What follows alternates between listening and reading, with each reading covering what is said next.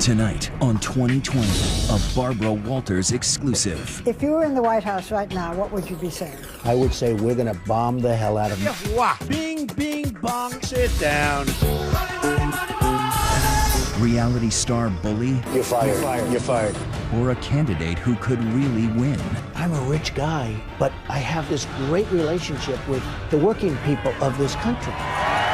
You have offended women, Latinos. They're not sending their best. Veterans. He's a war hero because he was captured. You've been called crass, bigoted, obnoxious. And his wife Melania, missing on the campaign trail, but speaking up for the first time tonight. Your husband has come under fire for making disparaging remarks about women. Did he make a derogatory comment about her looks? Women all over this country heard very clearly what Mr. Trump said. Does this bother you? He treats everybody the same. The first lady of the Trump empire. But could she be the country's first lady? I don't know how to put this, but your image, looking the way you do, is that a liability for your husband? Plus, the Trump children. Who is his favorite? And for the first time on TV, all his grandchildren. Hi, sweetheart. The softer side of the Donald you've never seen. Tonight, he's got all the real estate he needs. But what about this real estate? The White House. For many, the White House is a step up.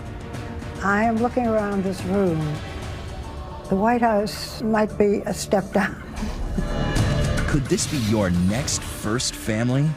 Meet the Trumps. Good evening, I'm Barbara Walters, and tonight, the Donald Trump you have really, maybe never seen before. Not blustering on the campaign trail, but intimate, at home.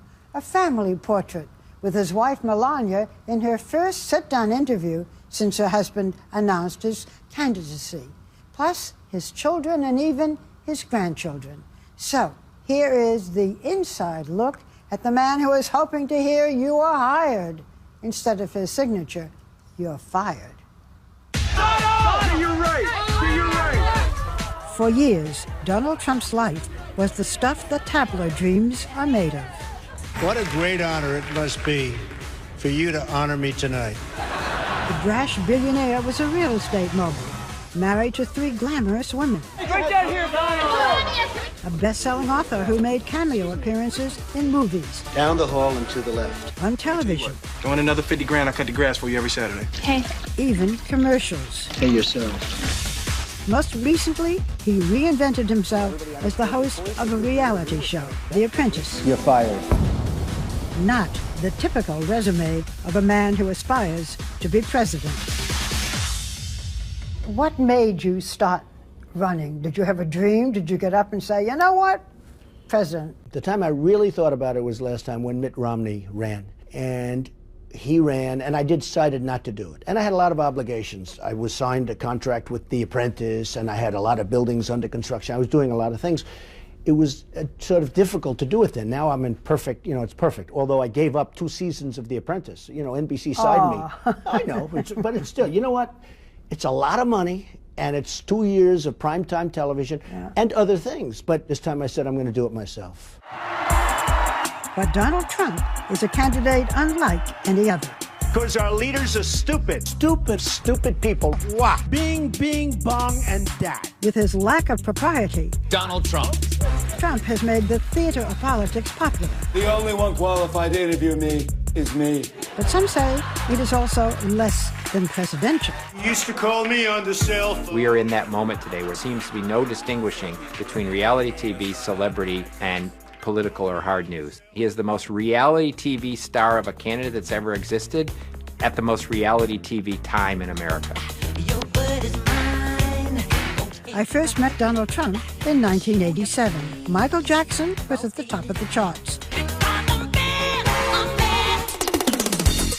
Hair was big, greed was good.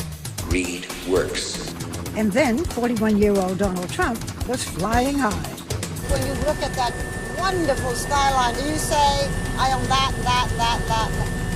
Well, I look at that skyline, Barbara, and I really say it's the greatest in the world, and I'm very proud to be a part of it. In the Big Apple, the trump card was an ace. Anything else you want to buy as you look out there? Any good properties that we can see? I'd really like to buy everything if that were possible. I bet you would. What about Central Park? No, I think that should be preserved and left, and Donald Trump should not be allowed to touch Central Park. A lot of people are very relieved. But Trump was already dreaming about his next conquest, a future far more grand than just Prince of the City. New York developer Donald Trump charging American foreign policy lacks backbone. Is he running for something? It was the beginning of a long flirtation with the greatest get of all. We're going to see whether or not I'm going to run. Are you running for president? I have never been so serious as I am now. Finally, after almost 30 years, the man who might be president sailed down an escalator for his surreal moment of destiny. I am officially running for President of the United States. His speech was one of the most jaw-dropping presidential bids in history. Country great again.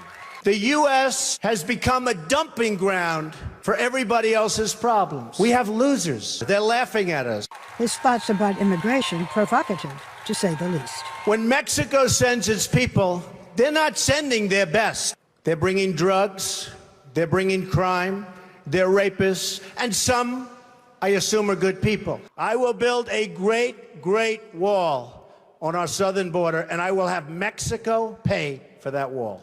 How do you plan to do this? Okay, ready? Yeah. First of all, we have to build a wall. We have to create a border. We have to have a wall. We're going to have a wall. It's going to be a real wall, not a little wall that they drive trucks with drugs over the top of it, okay? You see the pictures in the newspapers where they have ramps right over the little wall. And it's not going to be hard to build.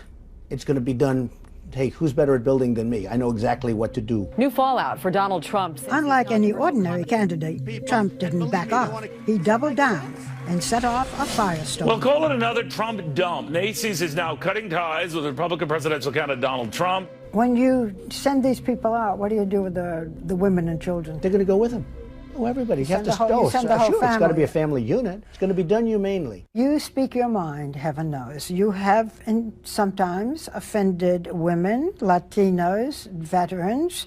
How can you unify the country when you make these divisive statements? Women respect me, they like me, and they know I'm going to take care of them. I'm going to protect them. The people that are here legally, Hispanics, like me because they don't want people coming in and taking their jobs. Do you speak any Spanish? No. This is an English-speaking country, remember? They want to. From the beginning, what the hell are we getting involved for? Come on, his folks, inflammatory comments have drawn criticism from every quarter. Let's go, baby. Trump's running for president, like, this is your worst nightmare. Could he actually win? No freaking way! Trump is the shock jock of the political campaign, but it's paying off big in the polls. He is now at the top of the pack for the Republican nomination. After you announced your run for the presidency, there was a cover story in the Daily News that showed you as a clown. You've been called crass, bigoted, obnoxious.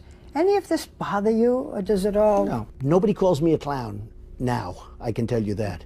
And you're right, at the beginning they were doing everything they could. Everybody was trying to belittle because that's what they do. Now they've gained great respect because I've gone from going into a race that everybody said I wasn't going to enter, and I went bing, up, and now I'm leading by a lot. So I've spent less money and I'm in #1 position.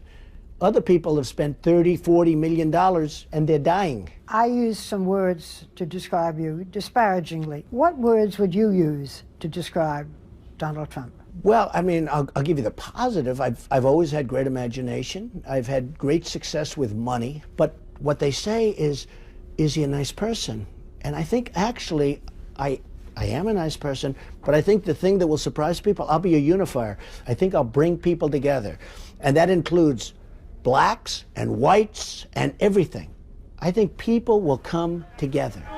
But the man who calls himself a unifier has had a divisive history on the campaign trail. 1 second. No. I didn't want to. Donald, you cannot take more energy tonight. I like that. I never attacked him on his look, and believe me, there's plenty of subject matter right there. You have said that one of the most important aspects in your personality is winning. Why winning? What about it's not whether you win or lose, it's how you play the game? I like winning better. Look, we have to win. Okay. Our country has to win. Our country's been losing for so long, it can't go on like this. We're not going to have a country left. I kid when I say you're going to win so much if I win the election.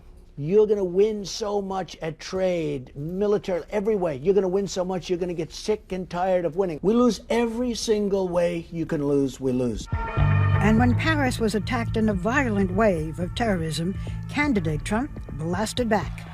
If they had guns, it would have been a much, much different situation. If you were president, what would you do to protect Americans from such an attack? Would you bomb Syria? I would bomb wherever they are. Right now, we're being so politically correct. Nice and gentle, nice and gentle. We've got a cancer there, and the cancer is ISIS. Life means nothing to them. France has declared a war on ISIS. Should we declare war? I think so. Why not? Because right now, they're getting people who have this great respect for ISIS, because ISIS is getting away with murder. They're knocking out airplanes. They're knocking out nightclubs in Paris. You can't let that happen. You have said that you could reason with anyone from Putin to the Chinese leaders.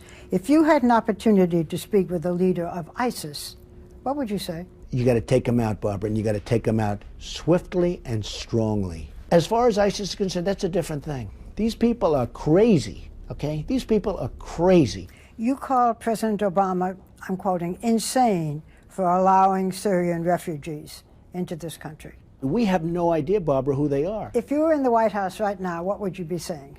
Oh, I would be saying, let's go, folks. And I would be getting other countries. Let's go, folks. Look, I am the most militaristic person. I will make our military so strong and so powerful, nobody's going to mess with us.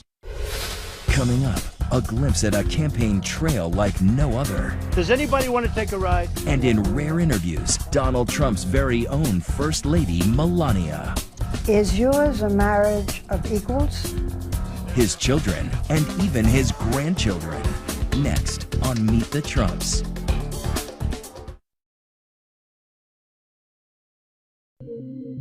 Donald Trump has always set the gold standard, literally, for life at the top. His $100 million tri-level penthouse is inspired by Versailles, with a palatial living room, imported crystal chandeliers, hand-painted ceilings trimmed in gold leaf. It has sweeping views of New York City from every side. You have said that success is a kind of drug, and it's too powerful for most people to handle. How do you handle success? Well, a lot of people can't handle success. I've seen it. A lot of people can't win. They don't know how to win. You see it in sports where they're right on the threshold of win, and then they can't get it over the line. It's an amazing thing. Winning is tough. I always said winning is somewhat maybe innate. Maybe it's just something you have. You know, you have the winning gene, but I've seen it. I've seen great talent, both in business and lots of other things. They should be able to do it, and they can't get the ball over the line. You are a winner? I think so. I mean, I'm looking around. Yeah, there's a lot of gold here. You've done pretty well, in that right? sense. He shares this palace in the sky with his beautiful and graceful wife, Melania. Hello. Look who we have. She has been mostly absent from the campaign trail until tonight. You too. Come join us. Mrs. Trump, it's a pleasure to see you, and we don't see you that often. You're not on the campaign trail. How do you feel about campaigning? Well, it's my choice not to be there. I support my husband 100%, but we have a 9-year-old son together, Baron, and I'm raising him, and this is the age he needs a parent at home. Were you involved in the decision of your husband to become president? We discuss a lot, yes, and I encourage him, and I encourage him because I know what he will do and what he can do for America. He loves the American people, and he wants to help them. Melania and her husband met at a party in 1998, where she caught the eye of the flirtatious Donald Trump. He came up to you, you rebuffed him, yeah? What was your first impression of Donald Trump? Well, he was very charming, and we had a great sparkle. He came with a date, so he asked me for the number, and I said, I will not give you my number. So if you give me your numbers, I will I will call you. And he was known as kind of a ladies' man. And but we had we met a week later. And then it was okay? Yes, we had a great chemistry the first time. We've had great chemistry ever since. Before she was Melania Trump, she was Melania Knaus, born 45 years ago in a small industrial town in Slovenia when it was still part of Yugoslavia. Melania, a natural beauty, was also a bookworm. She went to university and was studying architecture when she was discovered by a major fashion photographer when she was just 17. Soon after, she left school and Slovenia for New York City. Who would imagine that the quiet girl from Slovenia would end up the wife of a mega billionaire? Their relationship made international news, not just because it was a May-December romance, he is 24 years older, but because of Donald's previous 2 high-profile marriages and even higher-profile divorces. Are you following the Trump thing? You can't miss it. The latest dispatch from the front in the battle of Trump versus Trump. The front-page fiasco of lovers, lawyers, and large settlements. The first, a 13-year-old marriage to the stunning Czech model, Ivana Zelenkova, and the second to actress Mala Maples. At last, they are Mr. and Mrs. Trump. I give it 4 months. Actually, it lasted just under 4 years. But today it seems the third time is indeed the charm. It's been 10 years since Donald and Melania said "I do" in a lavish affair at Trump's Mar-a-Lago estate in Florida. 1 year later, they welcomed a son, Barron, who is now 9. This is your third marriage. What's different this time? Well, I think I understand life. I've gone through tremendous amounts of everything, deals and building companies and taking care of people. How does that help marriage? Well, it hurts marriage because you're working all the time. What I did is I worked so hard that I think it was a very, very hard thing for somebody to compete with. Your husband has been married twice before. Did you have any concerns that it might not work out? No, I didn't have any concerns. We have a great chemistry, and to be with the man as my husband is, you need to know who you are. You need to have a very independent life as well, and supporting him. You need to be very smart and quick and be there for him when he needs you. Is yours a marriage of equals? I would say yes. I would say no. No, I think she's far greater than the 50%. No, we have a very, very, pretty much equal relationship, yes. Wouldn't you say? Melania, how do you do? How do you do? But if the Trumps win the White House, Melania will have 2 noteworthy distinctions.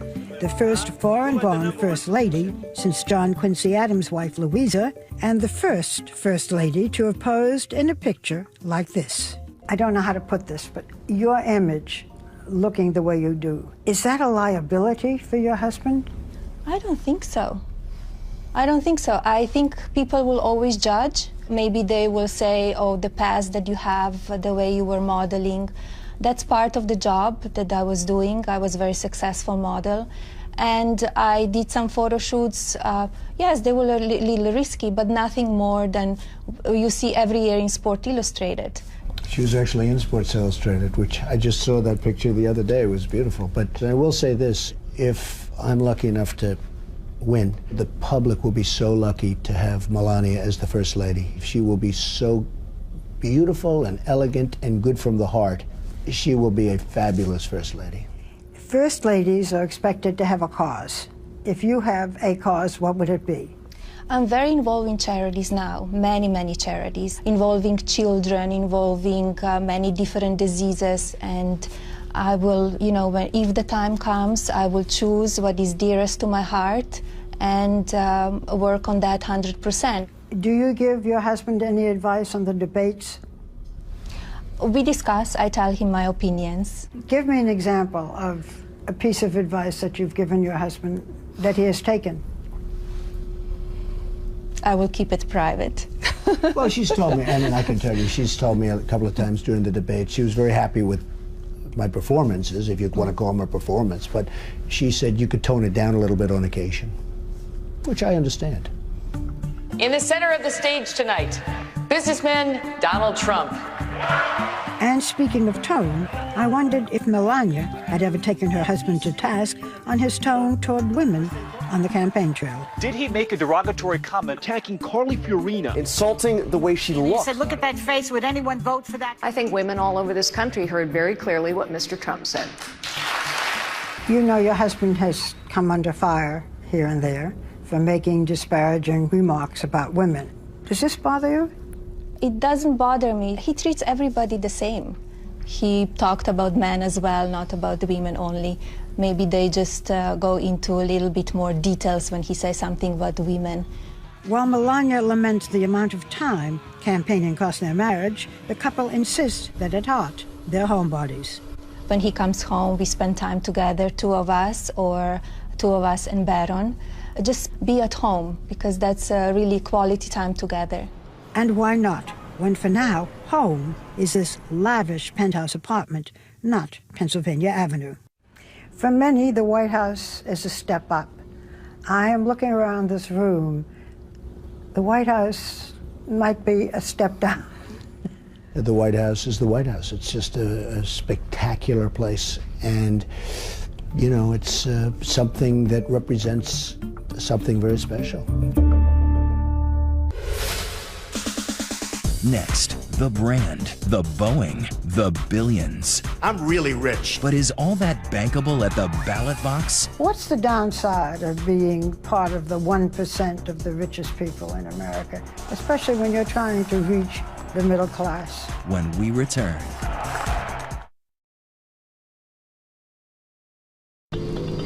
Donald Trump allowed us rare behind-the-scenes access to his life on the campaign trail. For Trump, membership in the Billionaires Club does have its privileges. He travels on what is known as Trump Force One, a Boeing 757 that seats dozens of passengers. It has bedrooms, a theater system, and gold-plated fixtures in the bathroom and on the seatbelts. Monogrammed on the headrest is the Trump family crest. For Donald Trump, this is the only way to fly. They've never had anybody that owned a Boeing 757 before. It's a little bit of an unusual thing. Donald Trump, unlike most other candidates, is rich enough to bankroll his own campaign. I'm really rich, I'll show you that. He flaunts his wealth candidly. $8,737,540,000. You might think all his billions would alienate working-class voters, but Trump says it's really a plus. We don't want your help. I'm the only one that's self-funding. I'm not selling myself to special interests. But he does use his $7 million helicopter as a political sideshow. Does anybody want to take a ride? It made quite a splash at the Iowa State Fair. What amazes you most? His golf courses, his resorts, him himself. In a way, Donald Trump was born ready. The fourth of Fred and Mary Trump's 5 children, he grew up in the construction business. His father, a real estate tycoon, built middle and low-income housing. He always knew how to get what he wanted. His brother Robert was no match for his schemes, as he told me in our first interview. Robert had a set of blocks, and I had a set of blocks, and I asked Robert if I could have his blocks, and I built a beautiful, tall block building, and then I said I like it so much that I glued it together, and then Robert couldn't have his block. So I don't know. Somehow that story is a story that a lot of people have asked me about. I don't know. What do you think it says? Well, it says that just even at a young age, I wasn't so much different than I am now. That relentless desire to win made his name a modern synonym for success. If flaunting it was the game, Trump was the name. In the 80s, his fiery mix of hubris and vision caused him to win and lose fortunes. You gonna fight it to the bitter end? I always fight to the bitter end, don't I? But today, the Trump kingdom is an empire. From international hotels to golf courses, even a winery. The name Trump is such a brand for success that it has been licensed on an astonishing range of products. It's a great tasting vodka. Trump Model Management. What does this guy not have his name on? The reason my real estate is successful is they know if I put the name Trump on it, it's going to be the best. What's the downside of being part of the 1% of the richest people in America, especially when you're trying to reach the middle class? Well, there's a certain loneliness that you have, but that's made up when you have a great family. I have a great family, fantastic family. I have a wonderful wife. But the funny thing is, I'm a rich guy, but I have this great relationship with the working people of this country, and that's true. What vein do you think you have touched? The vein of people are tired of being led by leaders, if you call them leaders, that are virtually incompetent. I love you! Trump says he is a man of the people. Others say he's the P.T. Barnum of politics. Whatever the answer, he's been playing to crowds of thousands. Donald Trump speaks the truth. He's not a politician. He's not paid off. Well, he's so damn good looking. What do you think? His theme song is his message, and it has definitely hit a nerve. We're not gonna take it anymore! On this night, Trump owns the crowd. The number one value people interestingly are looking for is authenticity. Is it real? Is it really real? He comes across, at times as a bully, but people will take a bully who's strong over somebody else they think is nice who's weak. We have people that are just so pathetic. Without question, we said no. Wrong. The bluntness of his shock and awe campaign Sit down. keeps pushing buttons and boundaries in every way. There's going to be change, but real change, not Obama change. You remember? The next president, Donald J. Trump. Trump is still the wild card in this election, a power broker, whether he wins or loses. If you lose the nomination, what next for Donald Trump? Look, you can lose the nomination, you can lose the election. What's next? I go back to what I was doing. I built a great company. Make America great again. But I think this is just a greater calling. I mean, this is the ultimate calling. President Trump! Thank you, everybody. When we come back, the Trump children, all grown up and unplugged. You have said, Ivanka, of your father, that he bred you to compete with each other. The kids on Trump guilt and who's their father's favorite. Next.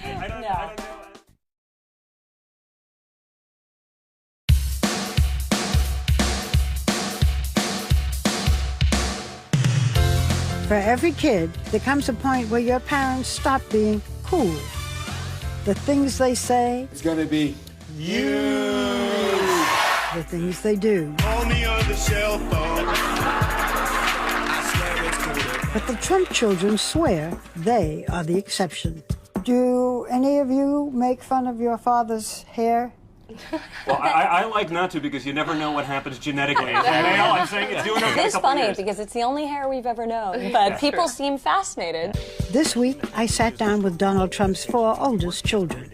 Donald Jr., 37, Ivanka, 34, Eric, 31, and Tiffany, 22. Not surprisingly, they all think their father would make the perfect president. What makes your father tick? Work. Honestly, work and family. He's the last man you'll ever see that'll take 3 weeks and go to Aspen or 3 weeks and go somewhere. I mean, he loves work. I need a quick show of hands. Which one of you is most like your father? But in fairness, I think we're all like him in very different ways. You know, it's actually very scary. We can go to Thanksgiving, right, and we can all we'll sit there and pick answer the same question using the exact same words in the same sequence. Trumpisms. I relish those holiday meals because we can really sort of let loose. I mean, it is a show. I mean, in and of itself. I mean, it's funny and we have a good time making fun of each other and just having a blast. I first met Don Jr., Ivanka, and Eric, his children by his first wife, Ivana, in 2004. The subject was nepotism. Do you ever try to hide your name? I'd be lying if I said I didn't, especially when I was younger. There were times where it was just, you didn't want to have to deal with everyone making those assumptions, however ignorant they may be, that I'd always say, introduce myself as just Don or something like that, avoid the last name at all costs. Today, all 3 wear their last name as a badge of honor, working as executive vice presidents at the family business. Combine it with this. Now that adds value to that apartment. Tiffany, Trump's daughter by his second wife, Marla Maples, is a senior at her father's alma mater, the University of Pennsylvania, with plans to go to law school. Tiffany, people are meeting you today, many people for the first time. Yes. To grow up with the name Tiffany Trump, yes, that's not easy. I think that it's all I know. I'm so happy to be Tiffany Trump. I'm so happy to be, in the family I'm in with my siblings and my father and my mother.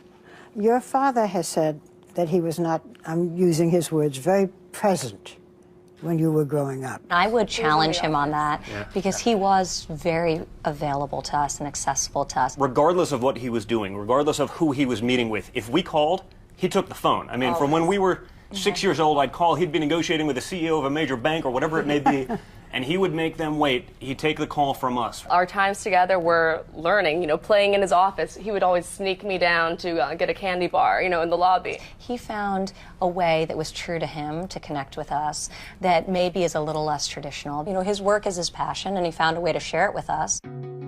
They say their father also taught them to respect the value of a dollar. He was the first to tell us how privileged we are, and with that privilege, how much responsibility we had to really sort of earn what we were so lucky to have been afforded since birth. Well, that's the right word, earn. I mean, he made us work. We were on construction sites and we were working, and at the end of the day you were tired and you earned minimum wage, and you take that money that you had and you go out and spend on something good. To say we weren't spoiled would be laughable. But we were spoiled with great education, great experiences. But we weren't the kids showing up to college with, a Ferrari. We always had to sort of earn whatever it is that we wanted, and that, I think, prevented us from doing a lot of the other things that you've seen as, downfalls, perhaps, in other children who have similar circumstances. And it seems the Donald Trump work ethic is in their DNA. You better do a good job or you're fired. And we refer to it as the Trump guilt. It's when we wake up on Saturday and we're not working. You have said, Ivanka, of your father, that he bred you to compete with each other. What do you compete over? I think we all have a very competitive spirit, and I think that can be harnessed in one of two ways. To our detriment, meaning that we're competitive in spite of ourselves, or for the positive, which means we push each other. Who is his favorite?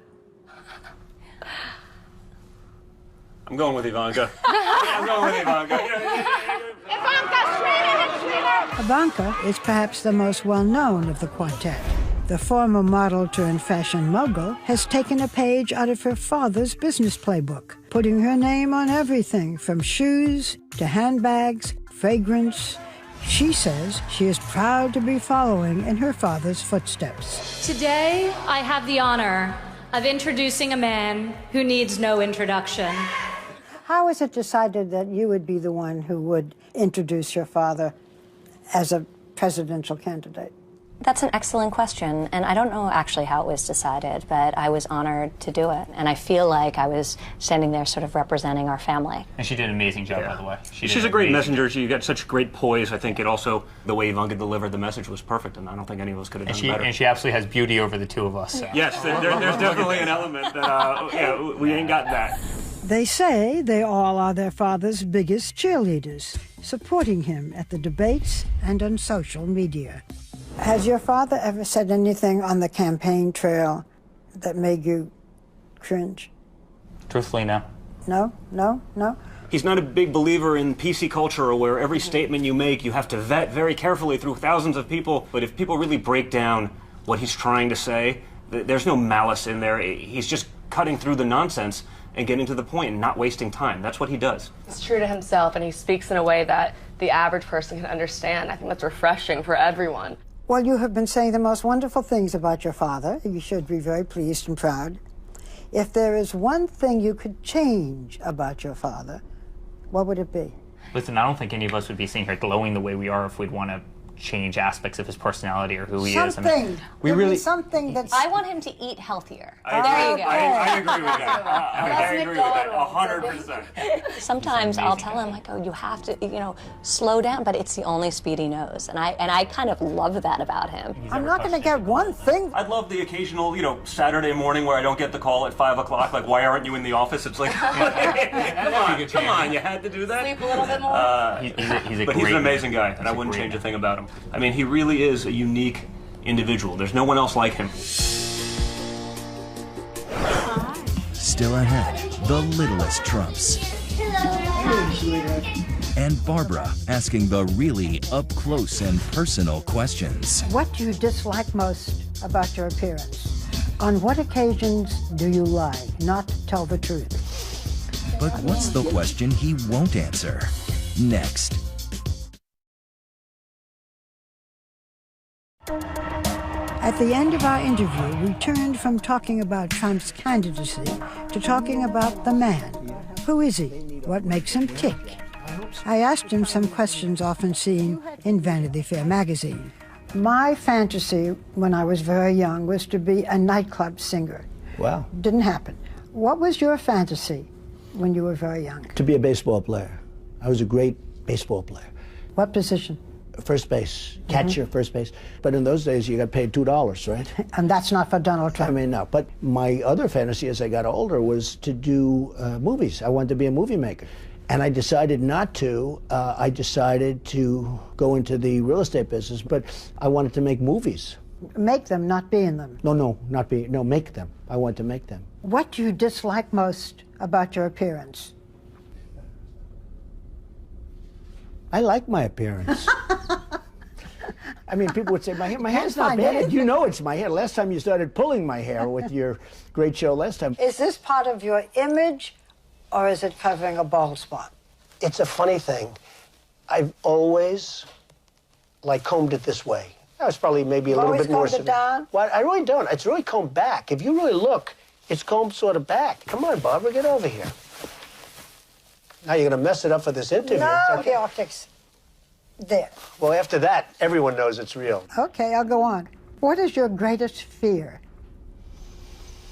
Well, I don't want to reveal fears, because if I reveal fears, I'm giving up something. This is what I say. I hate when I see generals being interviewed because they're telling things that the enemy... I don't like revealing weaknesses. And, you know, we all have certain fears, and everybody has fears, but I don't like revealing my fears. Okay, what's the trait you most deplore in yourself? Well, it's the one I like best, and it's the one that it's a little bit tough for people. I never, ever quit. I never give up. And in one way, that can be a little aggravating to people. In another way, I think it's a good trait. What do you dream about most frequently? I have good dreams, just having a good life. Good family, good life. So important. You know, Barbara, I see people that are very wealthy, friends of mine that are immensely wealthy people, the wealthiest people in the world. A lot of them aren't happy. They don't have a good family life. They don't have a good marriage. They don't have good kids, or their kids are on drugs. And the happiest people I see are people that have a great family life. On what occasions do you lie? Do I? Lie. Not tell the truth. Well, I think I will oftentimes, and I don't call it a lie, I call it a fib. If somebody's not looking good, I never would say that. I'll say, you're looking good, or you're feeling good, how you doing? And somebody could say that's a lie or it's a fib, but they don't look good. But, you know, I do it. I don't want to hurt people's feelings. Believe it or not, I have a lot of feeling toward that. I don't want to hurt people's feelings. Is there anything that you want that you don't have? Well, I think the one thing that I want right now is the presidency. I will do a great job, and I'll make a lot of people happy. It'll be a very positive thing. I don't need it for myself, for my ego. I just think I do a great job.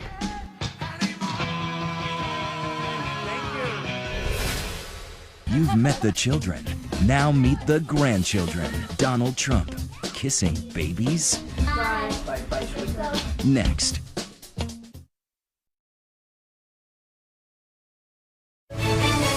Once again, Barbara Walters with Meet the Trumps. It's a very different side of Donald Trump, the soft one. Breaking from the daily grind to greet his 7 grandchildren. Look at this, huh? What a troop. What is your father like as a grandfather? He's been great. You know, he's at a different great. stage in his life, so he's able to relax a little bit more and be a grandfather. Everyone having a good time? I can see my kids just running up to him and giving a hug. They just respect him a lot. Seems even the littlest Trumps are already learning from Grandpa. A few months ago, we're walking down the street, and my daughter sees a large pothole in the middle of a New York City street. And she looks at me and she goes, "Mom, Grandpa would not like that." So it's very cute. And she's 4. So she's observed him. Definitely genetics. Yeah. Those grandchildren, ranging in age from 17 months to 8 years old, have an unlikely uncle in 9-year-old Barron. Why is your head on a baseball over there? Which one? While we were there, Barron made a cameo appearance at his father's office. He's very close in age to my two oldest kids. They're like best friends. How old is Barron now? Barron's 9 now. He's very close to my 8-year-old and my almost 7-year-old, and they have a great relationship. So it's almost, we joke, you have to really respect your uncle, even though there's a 1-year difference. So that drives my kids crazy. But they play almost as though they're, you know, cousins or brothers and sisters when we are together as a family. So it's a great way to really tie all of it together. So say goodbye, everybody. Come on. Bye. Bye, bye, sweetie. Bye, Grandpa. Bye, Love everybody. You. Bye. Donald Trump is saying goodbye, everybody. And now we're saying it too. We thank you so much for watching. I'm Barbara Walters. For all of us here at 2020 and ABC News, good night and have a wonderful weekend.